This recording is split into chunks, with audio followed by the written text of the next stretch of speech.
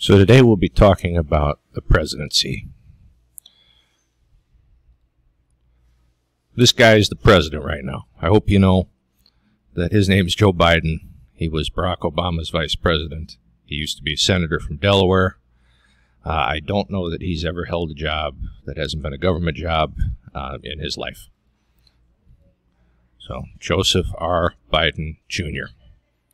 Again, I know, no one ever thinks it's fair when I ask him, what's the name, of so-and-so. But I feel like it's quite fair to ask you to know who the name of the president is. All right. He assumed office January 20th, 2021 at 12:01 p.m.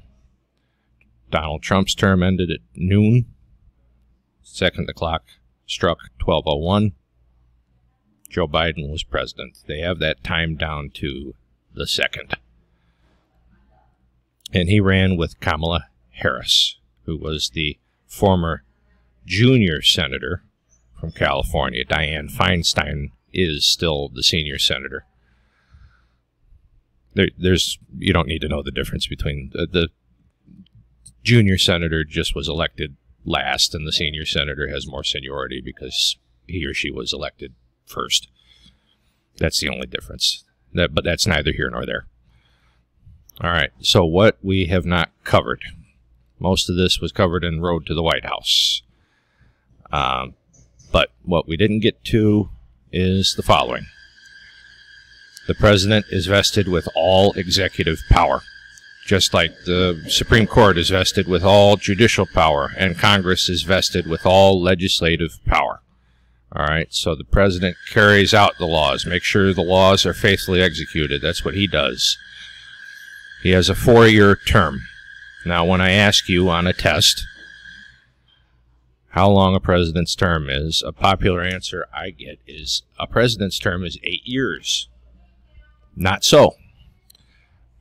A president can only serve for 4 years, and then he, and maybe one day she, I hope so, they have to run for re-election. All right? So, yes, a president can serve 8 years, but the term is only 4 years, renewable once.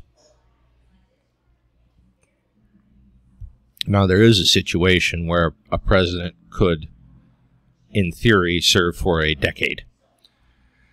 Now, say there's a president and a vice president, and the president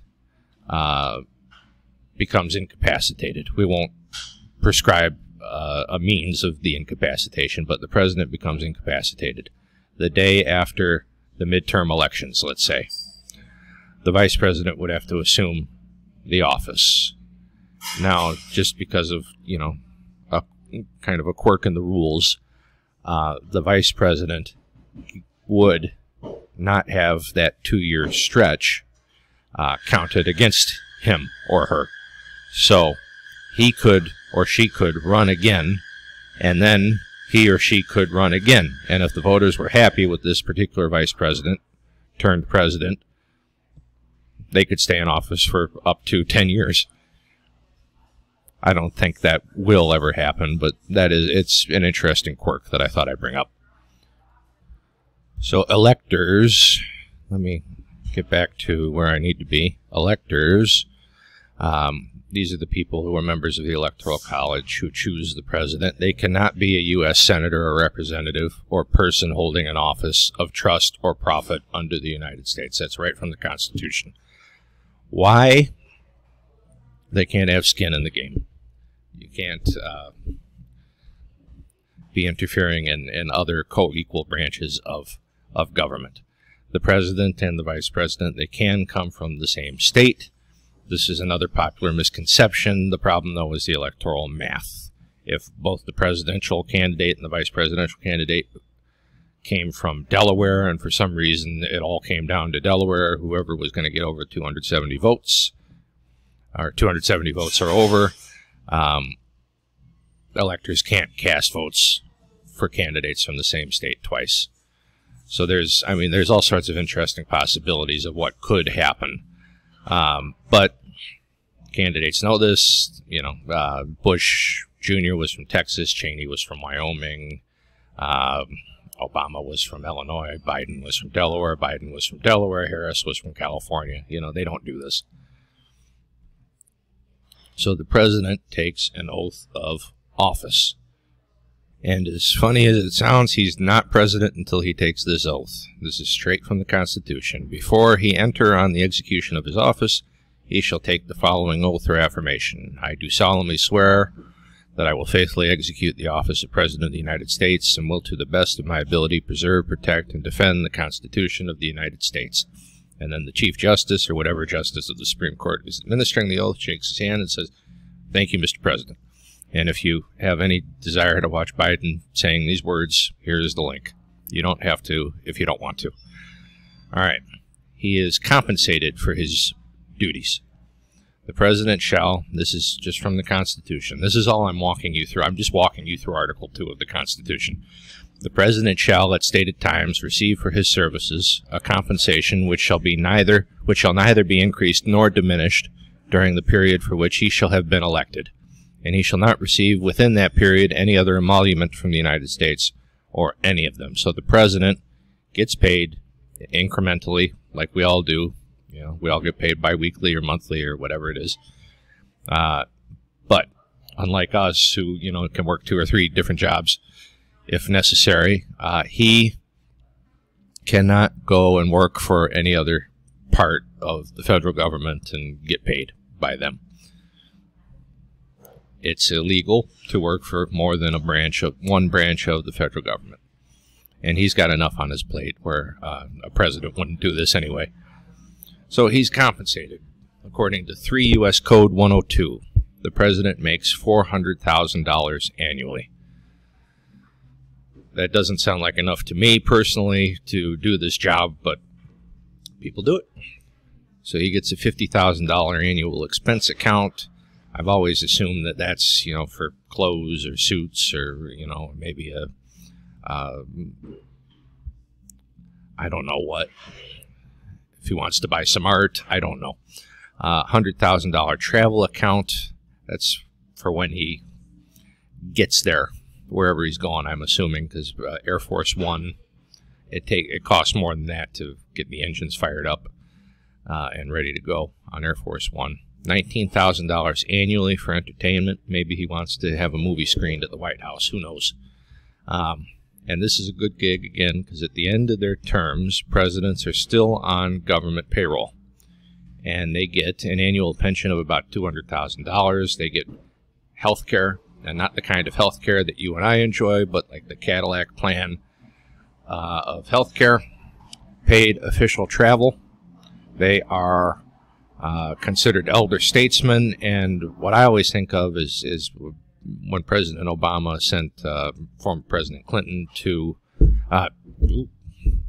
North Korea to free a bunch of journalists. Clinton didn't foot the bill for that, and he also gets an office to do his post-presidential work. I should also mention the pension wasn't always a thing. That started with Harry Truman. A congressional delegation came to visit him after his presidency, and they found him living in a state of very near poverty. He was an old man by the time he left office. He went back to Independence, Missouri, where he was from. His house was in a state of disrepair. And congressmen just kind of thought, you know, this is not the way a former chief executive should be living. So they voted Harry Truman a pension. And all presidents after Truman got this pension as well. Now there's an argument to be made that presidents don't necessarily need it anymore. Clinton, Bush, Obama, they make a lot of money with speeches, books, Bush Jr. with his paintings. You know, there's an argument to be made that could probably go away and save the taxpayers a little money, but it's not something I think that's the Congress is urgently looking at. So there is the succession next. And this is as follows. Again, just from the Constitution. I'm only reading from the Constitution. In case of the removal of the President from office, or of his death, resignation, or inability to discharge the powers and duties of the said office, the same shall devolve on the Vice President, and the Congress may by law provide for the case of removal, death, resignation, or inability, both of the President and the Vice President, declaring what officer shall then act as President, and such officer shall act accordingly until the disability be removed or a President shall be elected. So, we know that after the President, if the President can no longer act, then the Vice President takes over. After the Vice President, I give you a hint here on the background, the Speaker of the House. The Speaker has to resign from Congress before taking over, because it is illegal to work for more than one branch of government at the federal level at the same time. If the Speaker cannot act as President, then the President pro tempore of the Senate, this guy, his name's Patrick Leahy right now, as of June 10th, 2022.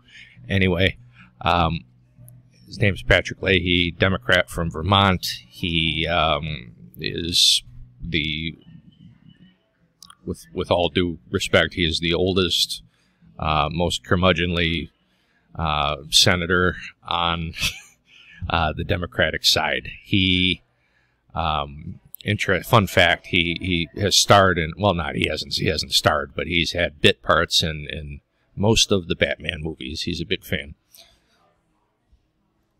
Then the Secretary of State, if the President pro tempore can't act as President, because that is the most senior cabinet office. So the Secretary of State, the State Department was created first, in other words. Then we go down the cabinet offices in the order that they were created, all the way down to the Secretary of Homeland Security. That was a creation, a 2005 creation of Bush Jr.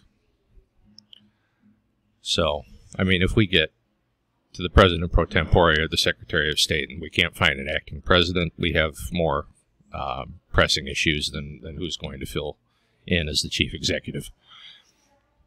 But that is the succession. Watch this video. Again, due to copyright issues, I cannot play it for you. So, there is a designated survivor. And I'm sure you've heard of this if you haven't seen the TV show with Kiefer Sutherland. It's a good TV show. Every occasion where the government gets together, like the State of the Union or an inauguration, there's one person in the line of succession that is sent to an undisclosed location. Now, an undisclosed location doesn't mean a bunker necessarily, or a military base. An undisclosed location could be like where I am now. You don't know where I am right now. I might have told you the town, I might have told you, but you don't know where I am in my hometown right now. So, I mean, this is an undisclosed location. It just means you don't know where the guy's at. So in cases like these, the entire American government is usually in one location.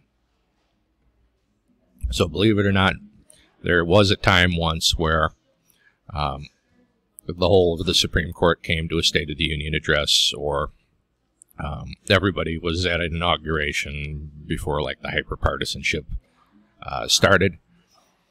So somebody needed to be ready and needs to be ready to take over in case the worst happens. So watch these two links. Again, can't show them to you on here. Copyright issues. They talk more about the designated survivor. The second one, when they start talking about the TV show, you can stop it.